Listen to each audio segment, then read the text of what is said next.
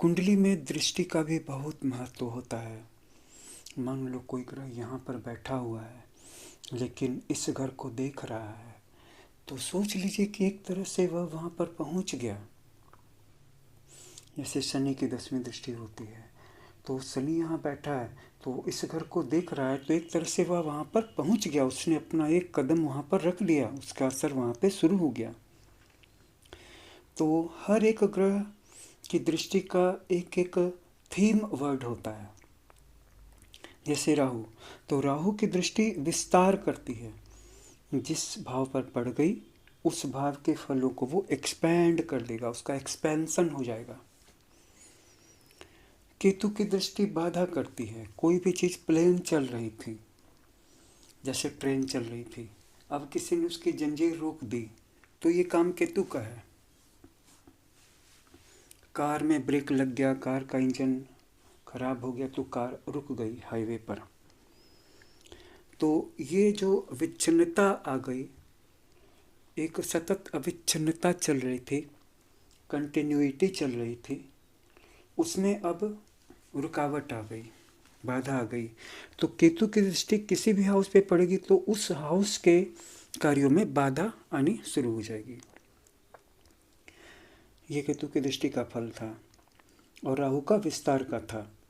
राहु बढ़ाता है, वाइड कर देता है, एक को 100 बना देता है। अब हम सूर्य की दृष्टि के बारे में चर्चा करेंगे। कुंडली में कहीं पर भी सूर्य बैठता है तो सप्तम स्थान को तो देखता ही है, लेकिन त्रिकोण पर भी उसकी दृष्टि रहती है। तो त्रिकोण वाली दृष्टि इतनी ज़्यादा ताकतवर भले ही नहीं होती, लेकिन रहती तो है। तो सूर्य की जो दृष्टि होती है वो जिस हाउस पे पड़ रही है उस हाउस में नया जीवन फूंकती है, नए अवसर देती है, वहाँ पर एक ब्रिलियंस आ जाता है, एक शाइनिंग, एक चमक आ जाती है। जैसे मान लो कि सूर्य 11वें घर में बैठ के 5वें घर को देख रहा है, तो 5वां घर प्रेम का भी है, विद्या का भी है, संतान का भी है। तो इन तीनों के क्षेत्र में आपको बहुत ही ग्रोथ की अपॉर्चुनिटीज मिलेगी। मतलब सूर्य की दृष्टि एक वर्ड में बोले तो अवसर देती है, नई शुरुआत का, ग्रोथ का, आगे बढ़ने का, जीवन में ऊंचा उठने का। अब बात कर लेंगे गुरु की। तो गुरु की सप्तम दृष्टि के अलावा पंचम और नवम दृष्टि होती है। पंचम और नवम ज़्यादा ताकतवर मानी जाती है। ये कष्ट से मुक्ति देती है। उस हाउस में किसी भी तरह का भ्रम फैला हो, केओस फैला हुआ हो, कोई कठिनाई हो, लेकिन अगर गुरु की दृष्टि वहाँ पर पड़ गई तो सोच लीजिएगा कि उस हाउस से मिलने वाले बहुत सारे कष्ट, दिक्कतें स्वतः दूर होने लगेंगे। गुरु की दृष्टि अमृत के समान है। तो जिस हाउस पे गुरु की दृष्टि पड़ रही है उस हाउस को लेकर के आप निश्चिंत रहें, वहाँ पे बहुत अच्छे फल मिलेंगे आपको। अब हम मंगल की दृष्टि की बात करेंगे। मंगल की दृष्टि आमतौर पर कलह देती है और कष्ट देती है। मंगल की दृष्टि चौथी होती है, 8वीं होती है। मान लो मंगल यहाँ बैठा है तो यहाँ से चौथे स्थान को दिखेगा, फिर 8वें स्थान को भी दिखेगा और सप्तम को तो दिखेगा ही। खैर, जहाँ पर भी दृष्टि पड़ेगी वहाँ पे कलह हो जाएगा, लड़ाइयाँ हो जाएंगी, क्योंकि उसका एग्रेशन, लोगों को ईगो नज़र आएगा, अहंकार नज़र आएगा, बनाव नहीं रहेंगे, आवेश वाला स्वभाव होगा, जल्दीबाजी, हर काम को जल्दी करना चाहेगा, रिजल्ट को जल्दी पाना चाहेगा। दृष्टि से तो कष्ट मिलेगा। शनि की दृष्टि की बात कर लें तो जहाँ पर भी शनि की दृष्टि पड़ेगी वहाँ पे जातक ज़्यादा कॉन्शियस हो जाएगा उस क्षेत्र के बारे में, उसको उस क्षेत्र में ज़्यादा एक्सपीरियंस या ज़्यादा नॉलेज मिल जाएगी। और ये जो अवेयरनेस है ये बहुत बड़ी देन है, क्योंकि जिस क्षेत्र में भी आपकी जानकारी या अवेयरनेस बढ़ गई उस क्षेत्र में तो पहली बात आपको कोई हरा नहीं सकता, डिफीट नहीं कर सकता है, और कंपटीशन फिर आपका वहाँ पे बहुत कम रह जाता है, रियल कंपटीशन।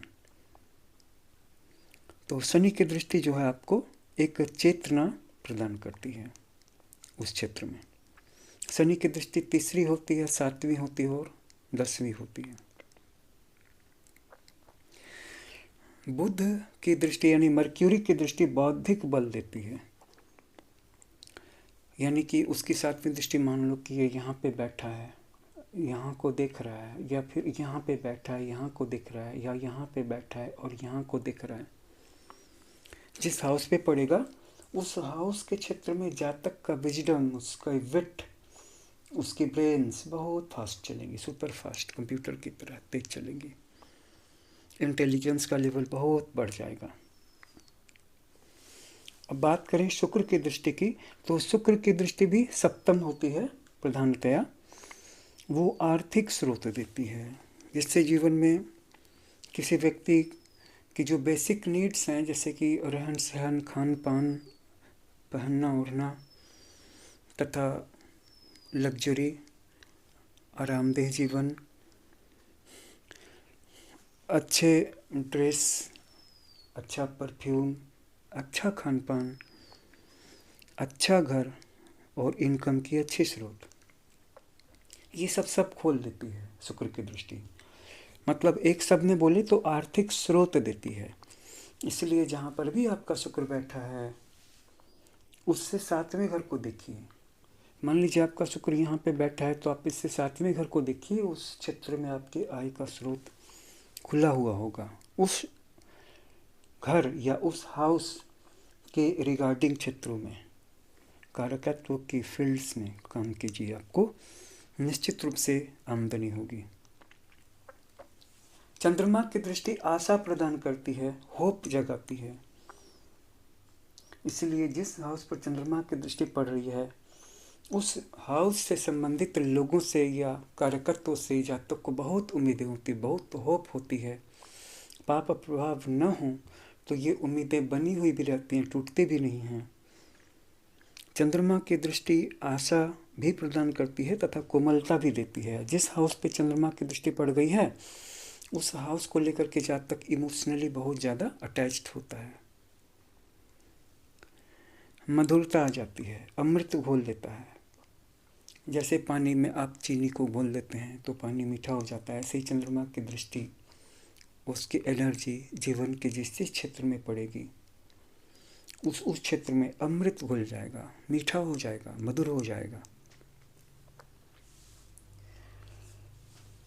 तो इस वीडियो में इतना ही, मिलते हैं अगले वीडियो में। तब तक आप अपना बहुत बहुत ख्याल रखें। धन्यवाद।